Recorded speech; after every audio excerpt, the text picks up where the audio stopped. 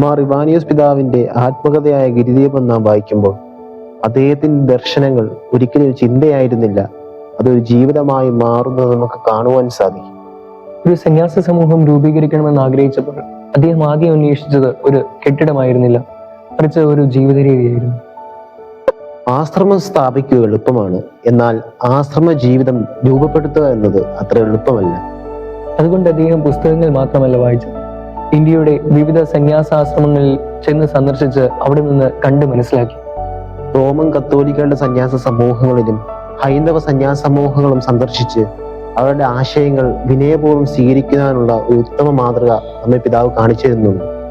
മലങ്കര സഭയുടെ പുതിയൊരു ജീവിത രീതി രൂപപ്പെടുത്തുകയായിരുന്നു അദ്ദേഹത്തിന്റെ ലക്ഷ്യം. അതിനിടയിൽ ഇന്നും ഓർമ്മിക്കപ്പെടുന്ന ഒരു സംഭവം അരങ്ങേറി. ഒരു അർദ്ധരാത്രി എല്ലാവരും നല്ല ഉറക്കത്തിലായിരുന്നു. ഒരാൾ ഉണർന്നു. മുറിക്കുള്ളിൽ ഒരു കുറുക്കൻ. അന്ന് സംസാരിക്കാൻ പാടില്ല എന്നൊരു നിയമമുണ്ടായിരുന്നു.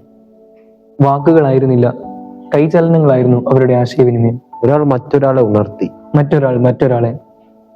എങ്കിലും എല്ലാവരും ഒന്നിച്ചു വന്നു. ആശ്രമത്തിന്റെ ശാന്തത തകരാതെ തന്നെ അവർ ആ സാഹചര്യം നേരിട്ടു. അങ്ങനെ ആ കുറുക്കൻ കൊല്ലപ്പെട്ടു. പിന്നീട് മാർ ഇവാനിയോസ് പിതാവ് ഈ സംഭവത്തെ പറ്റി ഓർക്കുമ്പോൾ ചിന്തിക്കേണ്ട ഒരു അനുഭവമായിട്ടാണ് ഇതിനെ അവതരിപ്പിക്കുന്നത്. സന്യാസം കഠിനത മാത്രമല്ല, കരുണയും വിവേകവും ഒരുമിച്ചുള്ള ജീവിതമാണ്. ആ ശൈശവ ആശ്രമത്തിൽ നടന്ന ഓരോ സംഭവവും മാർ ഇവാനിയോസ് പിതാവിനെ ഒരു ഗുരുവായി മാറ്റുകയാണ് ചെയ്തത്.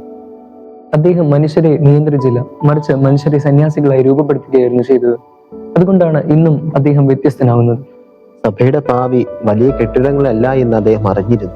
ദൈവത്തിന് സ്വയം സമർപ്പിച്ച ജീവിതങ്ങളാണ് സഭയുടെ യഥാർത്ഥ സമ്പത്തെന്ന് അദ്ദേഹം വിശ്വസിച്ചു. അതുകൊണ്ടാണ് ശൈശവ ആശ്രമം ഒരു ചെറിയ തുടക്കമായിരുന്നെങ്കിലും അതിന്റെ പ്രതിധ്വനി ഇന്നും മലങ്കര സഭയുടെ ചരിത്രത്തിൽ മുഴങ്ങുന്നത്.